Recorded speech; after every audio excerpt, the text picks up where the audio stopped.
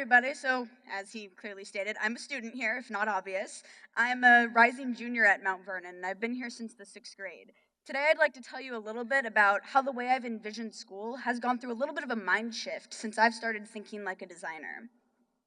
Now, I'm sure everyone here has some recollection of what it was like entering high school for the first time. It was definitely exciting, but it was definitely nerve-wracking. I mean, you didn't quite know what to expect because everyone's always talking so great and big about high school, but what's it really going to be like? Well, I felt the same way, and during my first couple of months, I started thinking, what does school create? Who drives learning? What should I be getting out of my high school experience? Does the way that school looks now need to shift for a 21st century? Who decides this? These questions first started arising around October of my freshman year, when I was invited to partake in the Council for Innovation. I was going to be working alongside of about 20 visionaries and experts in the fields of education and business and entrepreneurship and community leadership around the topic of how might we improve our global community. Now, there was one moment that really stood out to me. First, let me remind you that this was the first time I had ever been introduced to design thinking. Luckily, it was a pretty amazing experience. The experts at the time were off touring around the school, and we were currently working on our prototypes. And as we were building, they walked in. They walked in and they were supposed to just keep on walking by, but instead they caught sight of our prototypes. They saw what we were working on and got genuinely curious and started asking us questions and providing feedback.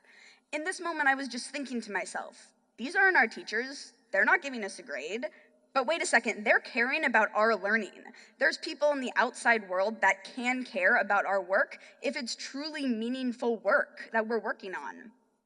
And this was a pretty cool observation for me, and it made me realize that community involvement can really help inspire and motivate people. It's a moment where you all of a sudden feel more engaged and you want to do more. It can help boost personal confidence. And it also made me realize something important. Anybody can be a designer. Anyone. All you have to do is be confident enough to say it. I am a designer. Go ahead, I want everyone to say it. I am a designer. And once you realize that, things become pretty cool. So I went back to class and I started thinking about this idea of being a designer and what does that mean now? And one of the moments that really stood out to me was in freshman in class world history. We were working on a project called the Big History Project. And I was pretty engaged at first because this project, you were allowed to pick any topic you want, anything at all, present about it any way you choose, which is a pretty cool idea. However, I couldn't figure out what the purpose was to it. What did I want to be doing? I didn't want to just be researching facts and relaying them to my peers because they could just as easily go online and search and figure it out themselves. I wanted to do something more. I wanted to have a bigger purpose. And sometimes finding that purpose takes the help of a mentor.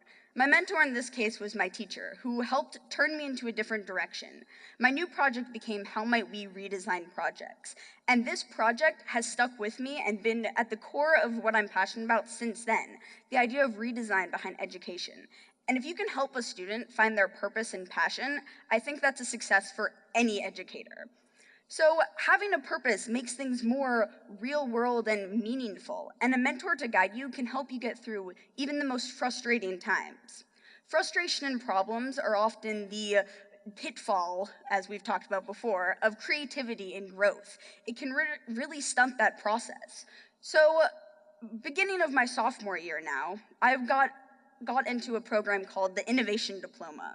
And I can't even begin to describe what this program means to me, but I'm going to attempt to describe it in one sentence. It's a cohort of students and faculty members that are passionate about learning, not just school, but learning as a whole. And we strive to complete big goals and learn about our passions even further. One of the things we often talk about is this idea of a bug and going through a mind shift from taking problems and making them as opportunities. Now, this is a pretty cool trick because once you're able to do this, you all of a sudden become more positive. When we take our bugs, we put them on a bug list, as you see above me. And while creating this bug list, you now can go back and look at this list and have an opportunity list, a list of different challenges that you can go back and pursue and look deeper into. This mind shift can really just help make for a more positive work environment. Another thing we talk about in Innovation Diploma is the Innovators DNA. The Innovators DNA focuses on 5 key traits of being an innovator. Innovators associate, question, observe, network, and experiment. Now, an important thing to note about these 5 words is that every single one of them is a verb. It's all something that's driving us into action, making us want to do something, not just ideate, but actually go out and make a difference, which is pretty cool. And that's when you get that next step in progress. Because in order to get anything done, you have to be making progress forward. Something has to come to life. When thinking about this, sometimes you're not always prepared to take action. You might think, I'm not ready, what can I do? Well, sometimes the most helpful way to keep moving forward is to just pick up some tools and start prototyping. Just even when you don't feel ready, making these ideas tangible can really help you figure out, well, this works and this most certainly does not work. Plus, it helps people, it's easier to gain feedback on your ideas when you have something visual to look at. Driving and having a bias towards action is what moves us further faster. One of the ways that I take action is by blogging daily to share my thoughts and ideas with the greater community. Last night was actually my 340th blog post, which was pretty awesome. And one of my blog posts is actually what inspired this talk today. It was called, as you might think, Thinking Like a Designer. In this talk, I was talking about the Mustang Rally for 2015. The Mustang Rally here at Mount Vernon is like a field day combined with a carnival. And this event is really fun for the entire community. But one thing that I've observed is that the students aren't always fully engaged during those first couple of hours, waiting on the field for their turn. So I wanted to write about it.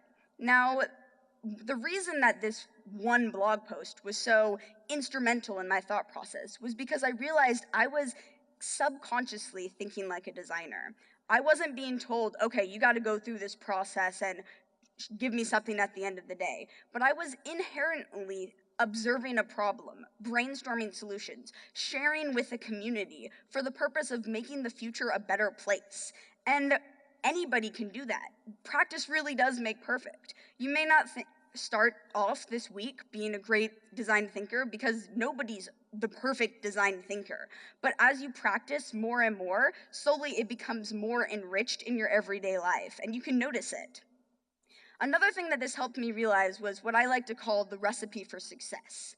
The idea of thinking like a designer means having community involvement, have a purpose, a mentor, a mind shift from problems to opportunities, and a bias towards action. With these 5 things, it doesn't just have to be for if you're an interior designer, something along those lines. This can help anybody for a more positive and just you wanting to learn. This is how we can strive and push forward and want to see things and make a difference. Now, you might not know this about me, but I'm super passionate about the redesign of education. And one of the things that this makes me think about is, well, what if these 5 ingredients helped drive all learning? To answer one of the first questions that I posed, with another question, what does school create? Well, what if school, with the help of these 5 ingredients, created designers? Thank you.